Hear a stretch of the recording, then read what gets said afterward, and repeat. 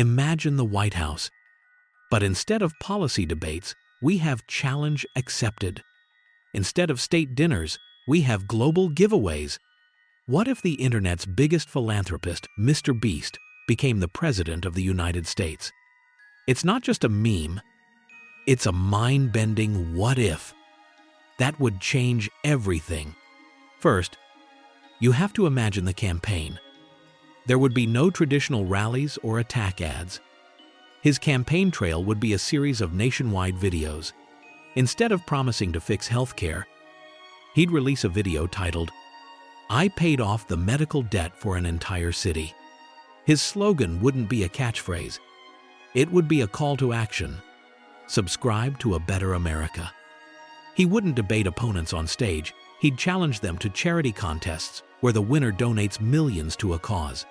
He wouldn't be running on policy points, but on a portfolio of undeniable, viral good deeds. Then comes the presidency. Forget traditional inaugural balls. President Beast's first act? A record-breaking multi-state giveaway to kick off his term. Imagine the press conference. My fellow Americans, today, every family below the poverty line receives a brand new home. The sheer logistical challenge would be monumental. But knowing Mr. Beast, he'd find a way. His first 100 days wouldn't be about legislation, but about direct, measurable impact, all captured for the world to see. His cabinet would be a revolutionary concept in itself. No seasoned politicians or lobbyists. He'd assemble a team of the world's best, recruited through challenges. The Secretary of Transportation would be the engineer who designed the most efficient Hyperloop in a competition. The Surgeon General would be a brilliant doctor whose groundbreaking procedure he funded and showcased. It would be a true meritocracy of talent, but one completely devoid of political experience. Could these brilliant minds navigate the bureaucratic maze of Washington? Or would their inexperience lead to gridlock and chaos? Now for foreign policy. He'd handle international relations with global challenges, of course. To promote peace, I challenge the nations of the world to a massive humanitarian aid competition. The country that builds the most schools this quarter wins $1 billion in infrastructure. Friendly allies, perhaps in creator-heavy regions like the Philippines, might eagerly participate, turning diplomacy into a positive-sum game. But what about geopolitical rivals? Authoritarian states would likely dismiss it as decadent nonsense, refusing to play the game, creating a new kind of global tension. A world divided between those who compete and those who scorn the competition. Domestically, the very culture of governance would be flipped on its head.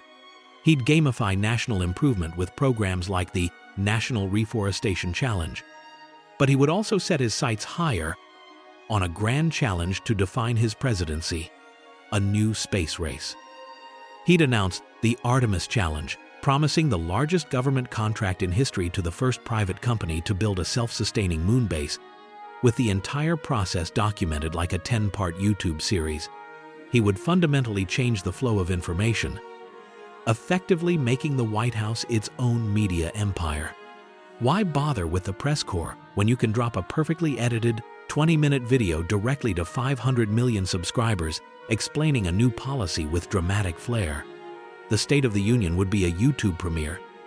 This would also make his administration a prime target for New Age threats, forcing the Secret Service to combat not just physical dangers, but AI-driven deepfake scandals designed to mimic his videos and destabilize the nation. But could this actually work? Governing isn't just about giving away money. It's about complex legislation. Would he be able to negotiate with Congress? Or would every debate become a last one to leave the room wins $100,000 scenario?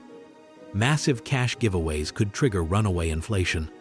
Giving every student free tuition solves one problem, but could disrupt the entire higher education system. The line between entertainment and governance would become dangerously blurred. And what about the personal toll? The pressure to constantly escalate, to make every challenge bigger than the last, would be immense.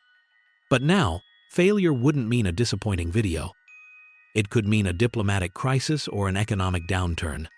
The creative burnout familiar to YouTubers would be replaced by presidential burnout, the crushing weight of a world expecting not just leadership, but a constant spectacle.